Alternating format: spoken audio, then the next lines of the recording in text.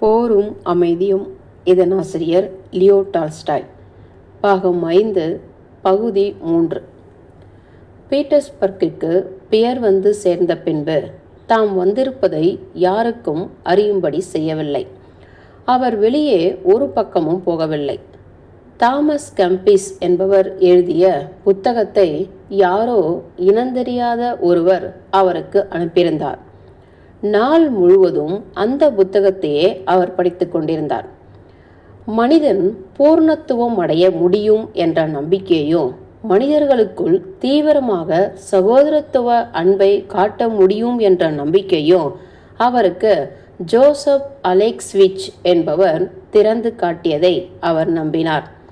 அந்த மாதிரி நம்புவதால் ஏற்படும் ஆனந்தத்தை, இதுவரை அவர் அறியாத அந்த ஆனந்தத்தை, அந்த புத்தகத்தை அவர் படித்து வந்தபோது அவர் தொடர்ந்து அனுபவித்து வந்தார். கோமகன் வில்லர்ஸ்கி என்ற வாலிப போலந்தக்காரரை பீட்டர்ஸ்பர்க் உயர் வட்டாரத்தில் ஏற்கனவே அவர் கொஞ்சம் அறிவார். அந்த கோமகன் பியர் திரும்பி வந்த ஒரு வாரத்திற்கு அப்புறம் ஒரு நாள் மாலையில் அவருடைய அறைக்குள் வந்தார். அவர் வந்தது உத்தியோக தோரணையும் அலங்கார தோரணையும் கொண்டதாக இருந்தது.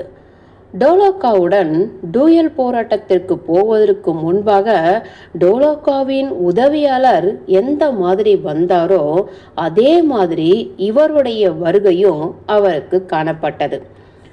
அவர் ஒரு அறைக்குள் வந்து கதவை சாத்தினார். அங்கு வேறு ஒருவரும் இல்லை என்பதை நிச்சயம் செய்து கொண்டு பியரை பார்த்து பேசினார். கோமகனே, நான் உமக்கு ஒரு செய்தியும் ஒரு ஆதரவையும் கொண்டு வந்திருக்கிறேன் என்று அவர் சொன்னார். இன்னும் அவர் கீழே உட்காரவில்லை. நமது சகோதரத்துவ கூட்டத்தை சேர்ந்த ஒரு உயர்ந்த நிலைமையில் உள்ளவர் உமக்காக எங்களிடம் ஒரு விண்ணப்பத்தை அனுப்பியிருக்கிறார். அந்த விண்ணப்பத்தில் சங்கத்தின் வழக்கமான காலத்திற்கு முன்பாக உம்மை எங்கள் சங்கத்தில் சேர்த்து கொள்ள வேண்டும் என்றும் நான் உமது பெயரை பிரேரிக்க வேண்டும் என்றும் கேட்டுக்கொண்டிருக்கிறார். அந்த கணவானின் ஆசையை பூர்த்தி செய்து வைப்பது எனது புனிதமான கடமை என்று நான் கருதுகிறேன். பிரீமேசன்களின் சகோதரத்துவ கூட்டத்தில் சேர்ந்து கொள்வதற்காக நான் பிரேரிப்பதில் உமக்கு விருப்பமா? அந்த மனிதரை முன்னாள் நடனக்கூடங்களில் அவர் சந்தித்த போது மிகுந்த கவர்ச்சிகரமான கண்களுடன் அழகான பெண்களோடு ரொம்ப சுமூகமான புன்சிரிப்போடு பேசிக்கொண்டிருந்ததை கண்டிருக்கிறார். அதே மனிதர் இப்பொழுது ஒரு கடுமையான தோற்றத்தோடு பேசுவதை பார்த்ததும் பியர் ஆச்சரியமடைந்தார். ஆமாம், நான் அந்த மாதிரி செய்ய விரும்புகிறேன் என்றார் அவர். விலாஸ்கி தலை வணங்கினார். இன்னும் ஒரே ஒரு கேள்வி கோமகனே, நான் கேட்பதற்கு பூரண சிரத்தையோடும் நீர் பதில் சொல்ல வேண்டும் என்று உம்மை கெஞ்சுகிறேன். வரப்போகிற ஒரு பிரீமேசன் என்ற முறையில் அல்ல, ஒரு நாணயமான மனிதர் என்ற முறையில் பதில் சொல்ல வேண்டும். நீர் உம்முடைய பழைய நம்பிக்கைகளை துறந்து விட்டீரா? நீர் கடவுளின் நம்பிக்கையை கொண்டிருக்கிறா? பியர் சிந்தித்தார். ஆமாம், நான் கடவுளிடம் நம்பிக்கை கொண்டிருக்கிறேன் என்றார். அப்படியானால் என்று விலர்ஸ்கி ஆரம்பித்தார். அதற்குள் பியர் இடைமறித்தார். ஆமாம், நான் கடவுளிடம் நம்பிக்கை கொண்டிருக்கிறேன் என்று அவர் மீண்டும் சொன்னார். அப்படியானால் நாம் போகலாம். எனது வண்டி உமக்காக காத்திருக்கிறது என்று வில்லஸ்கி சொன்னார். அந்த வண்டி பயணம் முழுவதிலும் விலஸ்கி மௌனமாக இருந்தார். என்ன செய்ய வேண்டும், எம்மாதிரி பதில் சொல்ல வேண்டும் என்று பியர் கேள்விகள் கேட்டார். தம்மை விட இன்னும் அதிக தகுதி வாய்ந்தவர்கள் அவரை சோதிப்பார்கள் என்றும் அங்கே உண்மையை பியர் சொல்ல வேண்டும் என்றும் வில்லஸ்கி பதில் கூறினார். ஒரு பெரிய வீட்டில் பிரீமேசன் சபையின் காரியாலயம் இருந்தது. அதன் முற்றத்திற்கு அவர்கள் போய் இறங்கியதும் ஒரு இருண்ட படிக்கட்டு வழியாக ஏறினார்கள். அங்கு வெளிச்சமிடப்பட்ட ஒரு சிறிய முன் அறைக்குள் அவர்கள் போனார்கள். அங்கிருந்து ஒரு சேவகனின் உதவியை கொண்டு தங்கள் மேல் அங்கிகளை கழற்றினார்கள். அங்கிருந்து மற்றொரு அறைக்கு அவர்கள் போனார்கள். ஒரு விசித்திரமான உடையணிந்த ஒருவன் வாசலில் காணப்பட்டான். அவனை நோக்கி வில்லஸ்கி சென்று பிரெஞ்சு மொழியில் மெல்லிய குரலில் ஏதோ சொன்னார். சொல்லிவிட்டு அங்கிருந்து உடைகளை வைத்திருக்கும் ஒரு சிறிய பீரோவிடம் போனார். அங்கே இதற்கு முன்னால் தாம் பார்த்திராத உடைகள் இருப்பதை பியர் கவனித்தார். அந்த பீரோவிலிருந்து ஒரு கைக்குட்டை எடுத்து பியரின் கண்களை கட்டி தலைக்கு பின்பாக முடிச்சு போட்டார். அந்த முடிச்சில் பியரின் சில தலை ரோமங்களும் அகப்பட்டு கொண்டபடியால் அவருக்கு வலியை கொடுத்தது. பின்னால் அவர் குனிந்து பியரை முத்தமிட்டு அவர் கையை பற்றி முன்னால் அழைத்து சென்றார். அந்த முடிச்சில் அகப்பட்ட தலை ரோமங்களினால் பியருக்கு ஏற்பட்ட வலியால் அவர் முகத்தில் வலி ரேகைகள் படர்ந்தன. ஒரு வெட்கமடைந்த புன்சிரிப்பு காணப்பட்டது. அவருடைய பிரம்மாண்டமான உருவம், கைகள் கீழே தொங்க, முகம் சுழிக்க என்றாலும் புன்முறுவல் கொண்டு வில்லஸ்கிக்கு பின்னால் நிச்சயமற்ற பயந்த அடிகளை எடுத்து வைத்து போய்கொண்டிருந்தார். 10 அடி அவரை அழைத்து போனதும் வில்லஸ்கி நின்றார். உமக்கு என்ன நேர்ந்தாலும் சரி, அவற்றை மனிதரைப் போல சகித்து கொள்ள வேண்டும். நீர் எங்கள் சங்கத்தில் சேருவது என்று உறுதியாக முடிவு செய்திருப்பையானால் அம்மாதிரியே செய்ய வேண்டும் என்று வில்லஸ்கி சொன்னார். பியர் தாம் சம்மதிப்பதாக தலையை ஆட்டினார். அந்த கதவில் தட்டும் சப்தம் கேட்டவுடன், நீர் உமது கண்களை கட்டியிருக்கும் துணியை எடுத்துவிடலாம், உமக்கு தைரியமும் வெற்றியும் ஏற்படுவதாக என்று பியரின் கைகளை அழுத்தி வில்லஸ்கி சொல்லிவிட்டு வெளியே போனார். பியர் முன் போலவே புன்முறுவல் காட்டிக்கொண்டு தனியாக இருந்தார். தமது கண்ணில் கட்டப்பட்டிருக்கும் கட்டை எடுத்து விடுவதற்காக தமது தோள்களை குலுக்கிக் கொண்டு 1 அல்லது 2 தடவைகள் தமது கையை மேலே உயர்த்தினார். ஆனால் அந்த மாதிரி செய்யாமல் மீண்டும் கீழே தொங்கவிட்டார். 5 நிமிஷம் அவருடைய கண் கட்டப்பட்டிருந்தது. அவருக்கு 1 மணி நேரமாக தோன்றியது. அவர் கைகள் உணர்ச்சியற்று போயின. அவருடைய கால்களும் பலனற்று போயின. தாம் மிகவும் களைப்படைந்து விட்டதாக அவருக்கு தோன்றியது. பற்பல விதமான மிகுந்த சிக்கலான மனோ உணர்ச்சிகளை அவர் அனுபவித்து வந்தார். தமக்கு என்ன நேருமோ என்று அவர் பயந்தார். தமது பயத்தை வெளியே காட்டுவதற்கு அதைவிட அதிகமாக பயந்தார். தமக்கு என்ன நேரப் போகிறது என்பதை அறியவோ, தமக்கு எந்த விஷயம் திறந்து காட்டப்பட போகிறது என்பதை அறியவோ அவர் ஆவலோடு இருந்தார். ஜோசப் அலெக்ஸ்விச் சந்தித்ததிலிருந்து அவர் ஒரு கனவு கண்டு வந்தார்.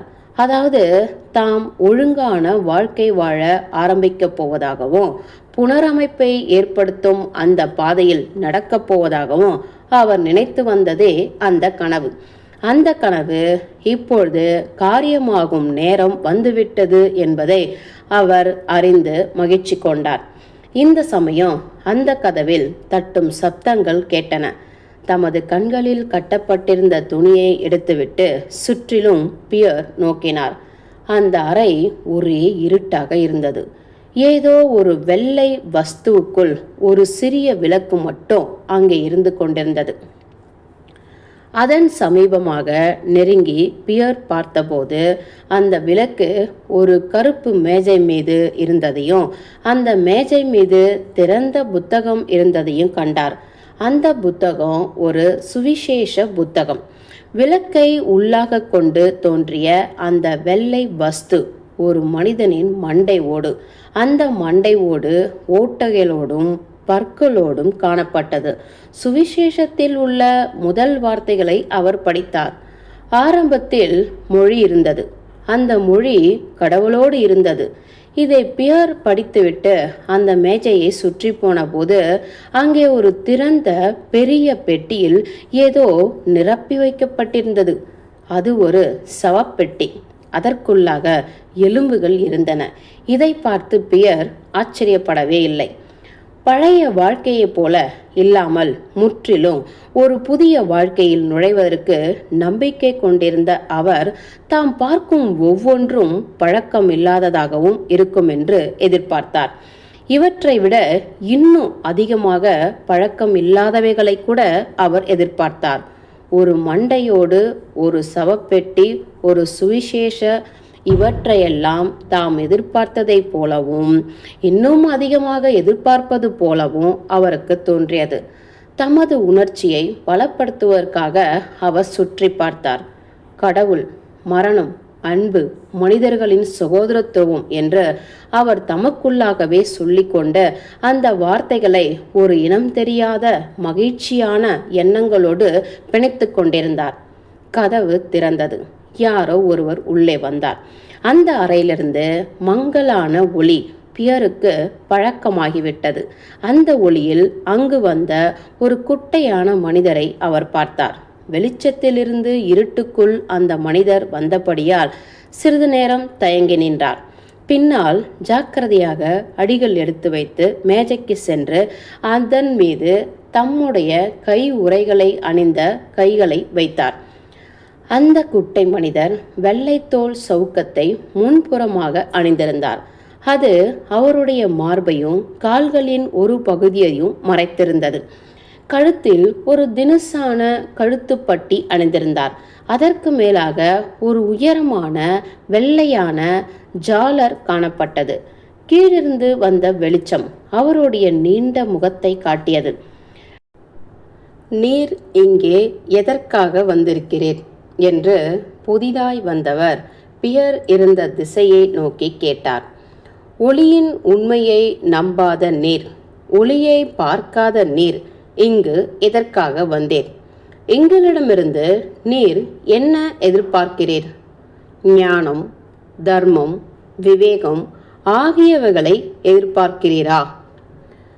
தமது வாலிப பருவத்தில் பாதிரியிடம் குற்றம் ஒப்புக்கொள்ளுதல் செய்தபோது எம்மாதிரியான ஒரு பயபக்தியும் ஆச்சரியமும் அவருக்கு தோன்றியதோ அதே மாதிரியான உணர்ச்சிகள் அந்த அந்நியர் கதவை திறந்து உள்ளே வந்தபோது அவருக்கு தோன்றியது.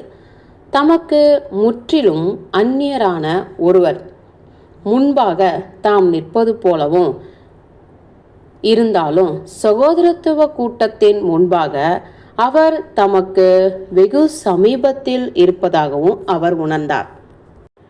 வேகமாக மூச்சு விட்டு கொண்டு வேகமாய் இருதயம் படபடக்க அவர் அந்த ரெட்டர் முன்பாக போனார். அவரிடம் நெருங்கிய பின்பு அந்த ரெட்டர் என்பவர் தமக்கு பழக்கமான ஸ்மால்யானைனாவ் என்பவர்தான் என்பதை தெரிந்து கொண்டார். புதிதாய் வந்தவர் தமக்கு அறிமுகமானவர் என்பதை அவர் நினைத்தபோது அவருக்கு அவமானமாய் இருந்தது. அவரை ஒரு சகோதரராகவும் தர்மங்களை போதிப்பவராகவுமே இருப்பதற்கு அவர் விரும்பினார். வெகு நேரம் வரையில் ஒரு வார்த்தை கூட அவரால் பேச முடியவில்லை. அதனால் ரெக்டர் திரும்பவும் தமது கேள்வியை சொல்ல வேண்டியதாயிற்று.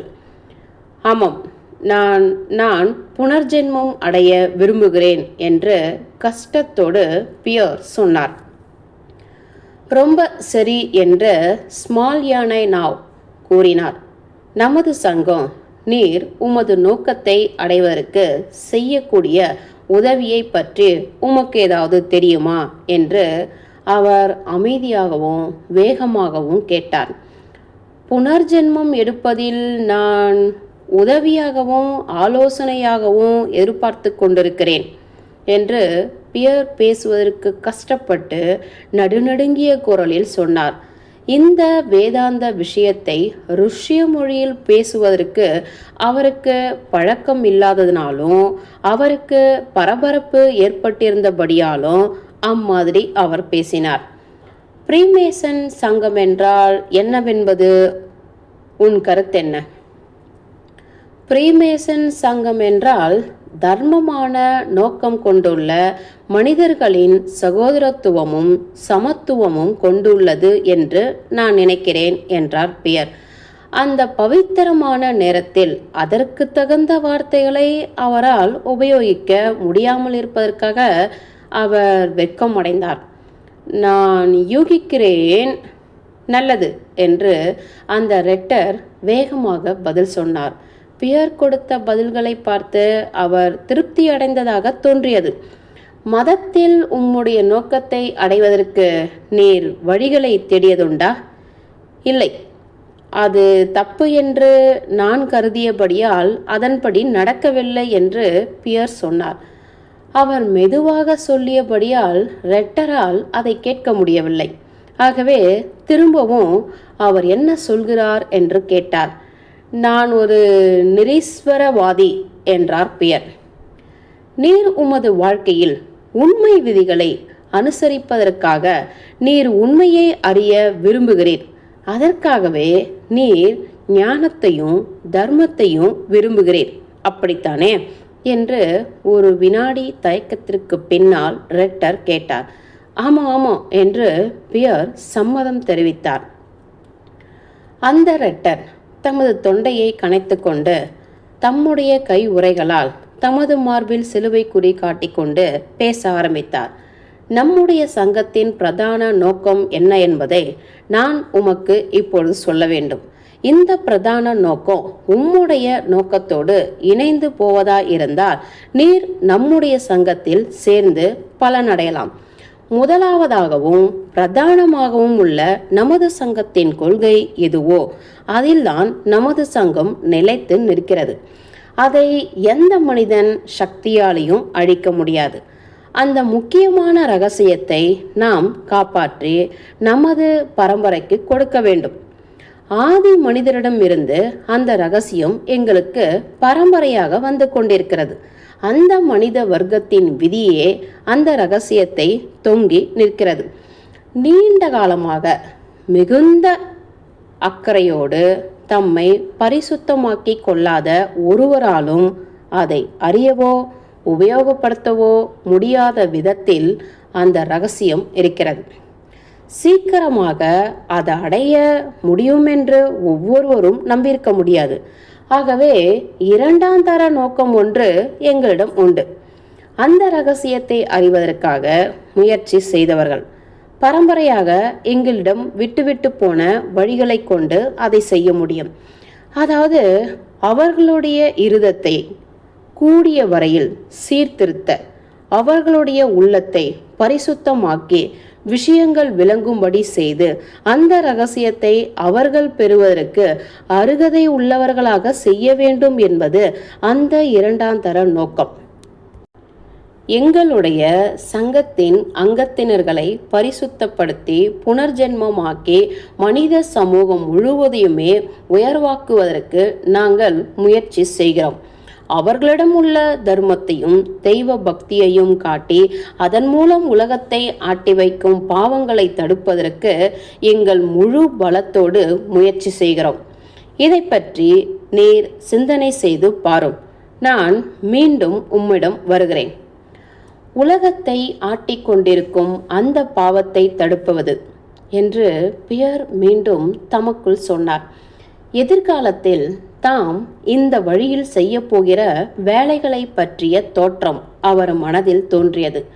2 வாரங்களுக்கு முன்னால் தாம் இருந்த விதத்தில் இருக்கக்கூடிய மனிதர்களை பற்றி அவர் மனோராஜ்யம் செய்தார். அவர்களுக்கு தாம் உபதேசம் செய்ததாக மனோராஜ்யம் செய்தார். துரதிர்ஷ்டமான கெட்ட வழியில் செல்லும் ஜனங்களை பற்றியும் அவர்களுக்கு தாம் வார்த்தையாலையும் செய்கையாலையும் உதவி செய்ய போவதை பற்றி அவர் மனோராஜ்யம் செய்தார்.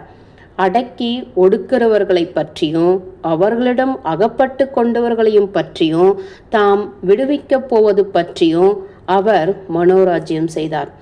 3 நோக்கங்களை பற்றி ரெட்டர் பியருக்கு சொல்லியிருந்தார். மனித சமூகத்தை அபிவிருத்தி செய்ய வேண்டும் என்பது. அந்த 3 நோக்கங்களில் கடைசியானது. இது பியருக்கு மிகவும் பிடித்திருந்தது.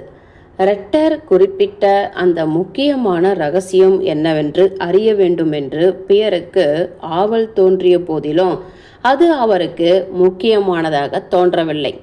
தம்மை சுத்தப்படுத்தி புனர்ஜென்மம் பெற வேண்டும் என்ற அந்த இரண்டாவது நோக்கம் அவருக்கு அதிக அக்கறையை கொடுக்கவில்லை. ஏனென்றால் அவருடைய முந்தைய தவறுகளிலிருந்து அவர் பூரணமாக திருந்திவிட்டதாகவும் நல்ல காரியங்களையே செய்வதற்கு அவர் தயாராக இருக்கிறதாகவும் மிகுந்த மகிழ்ச்சியோடு அவர் உணர்ந்து வந்தார். சாலமன் கோயிலில் உள்ள 7 படிகளை கொண்ட 7 தர்மங்களை உபதேசிப்பதற்காக அரை மணி நேரம் கழித்து ரெட்டர் திரும்பி வந்தார். அந்த 7 தர்மங்களையும் ஒவ்வொரு பிரீமேசர்களும் கையாள வேண்டும்.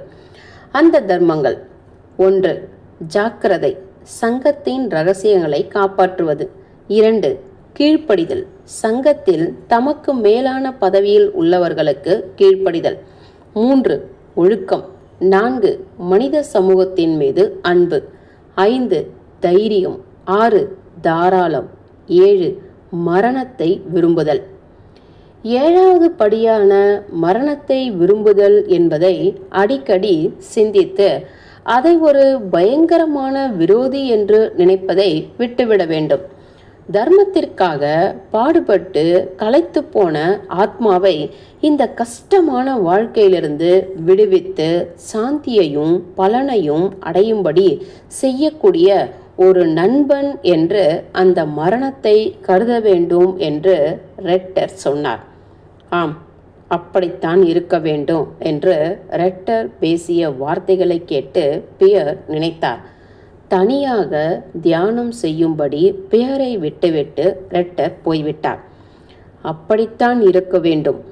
நான் இன்னமும் மிகுந்த பலவீனமாய் இருக்கிறபடியால் என்னுடைய வாழ்க்கையில் எனக்கு இன்னும் ஆசை இருக்கிறது. அதனுடைய அர்த்தம் இப்பொழுதுதான் எனக்கு கொஞ்சம் கொஞ்சமாக தெரிந்து வருகிறது.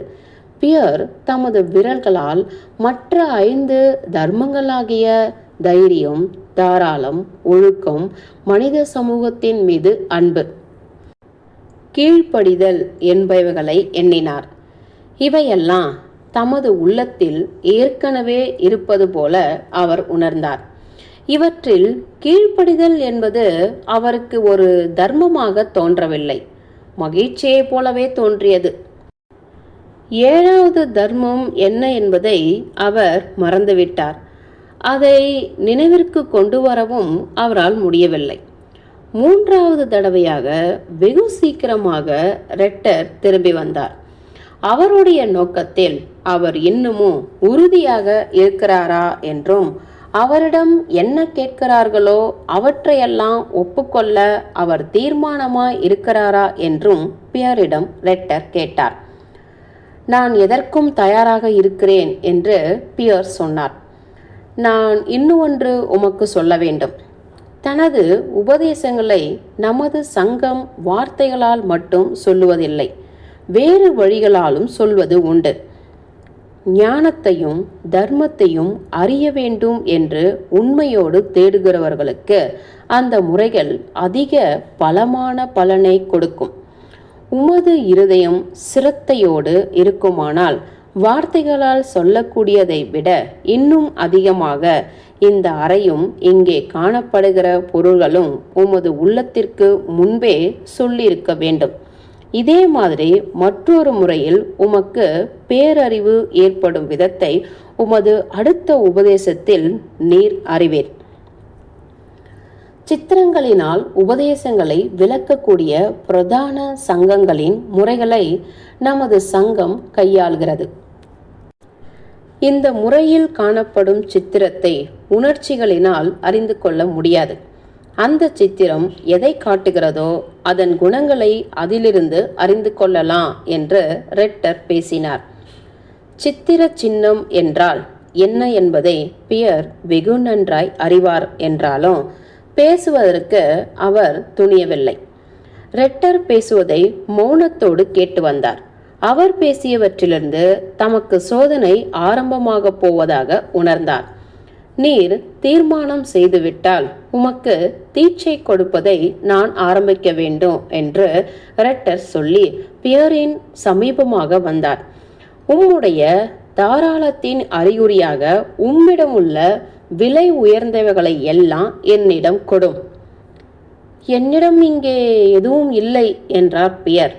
தம்மிடம் உள்ள சொத்துக்களை எல்லாம் கொடுக்கும்படி அவர் கேட்பதாக நினைத்து கொண்டு பியர் இம்மாதிரி சொன்னார்.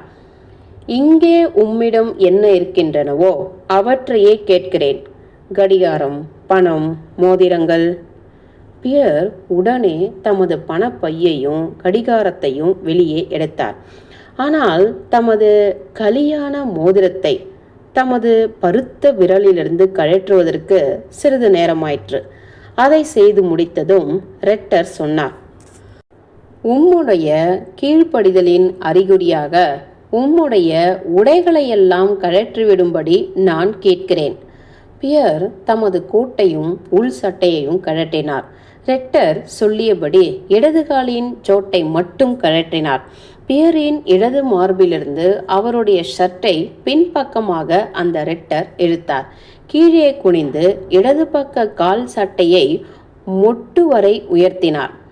பியர் தமது வலதுகாலின் சோட்டை வேகமாக கழற்ற ஆரம்பித்தார். வலதுகால் சட்டையையும் மேலே இழுத்து மடக்கி அந்த அந்நியருக்கு தொந்தரவை குறைக்க முயற்சித்தார். ஆனால் அவர் அப்படி செய்ய வேண்டியது அவசியமில்லை என்று அந்த பிரீமேசன் சொல்லி அவர் இடதுகாலுக்கு ஒரு செருப்பு கொடுத்தார். ஒரு தர்மசங்கடமான குழந்தைத்தனமான புன்சிரிப்பும் சந்தேகமும் சுய இகழ்ச்சியும் அவருடைய விருப்பத்திற்கு விரோதமாக அவருடைய முகத்தில் காணப்பட்டன. கைகளை தொங்கவிட்டு கால்களை அகற்றி வைத்து அவருடைய சகோதர ரெட்டர் முன்பாக அவர் நின்று அவருடைய மேல் உத்தரவுகளை எதிர்பார்த்து கொண்டிருந்தார். இப்பொழுது உண்மையின் பெயரால் உம்முடைய பிரதானமான ஆசை என்ன என்பதை வெளிப்படுத்தும்படி நான் உம்மை கேட்கிறேன் என்று ரெட்டர் சொன்னார். என்னுடைய ஆசையா? எனக்கு எத்தனையோ இருக்கின்றன என்று பியர் பதிலளித்தார். தர்மத்தின் வழியிலிருந்து விலகும்படி உம்மை செய்த அந்த ஆசை மற்ற ஆசைகளை எல்லாம் விட முக்கியமாக அந்த ஆசை என்ன என்பதை சொல்லும் என்றார் பிரீமேசன். என்ன பதில் சொல்வது என்று யோசித்து பியர் தயங்கினார். மதுவா, பெருந்தீனியா, சோம்பேறித்தனமா, எரிச்சலா, கோபமா, பெண்களா? தம்முடைய அதர்ம குணங்களை ஒவ்வொன்றாக தமது மனதில் கொண்டு வந்து அதற்கு பிரதான இடம் கொடுப்பது என்பதை முடிவு செய்ய முடியாமல் யோசித்து கொண்டிருந்தார். பெண்கள் என்று வெளியே கேட்காத மெதுவான குரலில் சொன்னார். அந்த பிரீமேசன் அசையவில்லை. இந்த பதிலுக்கு பின்னால் அவர் வெகுநேரம் வரையில் ஒன்றும் சொல்லவில்லை. கடைசியாக பியரிடம் நெருங்கி மேஜை மீதிருந்த கைக்குட்டையை எடுத்து மீண்டும் அவருடைய கண்களை கட்டினார். கடைசி தடவையாக நான் உமக்கு சொல்கிறேன், உமது கவனத்தையெல்லாம் மீது திருப்பும். உமது உணர்ச்சிகளுக்கு ஒரு கடிவாளம் போடும். ஆசைகளில் ஆனந்தத்தை தேட வேண்டாம். உமது உள்ளத்திலேயே அதை தேடும். ஆனந்தத்தின் ஊற்று நம்முள்ளே இருக்கிறதே தவிர வெளியில் இல்லை. பகுதி 3 முடிந்தது. போரும் அமைதி.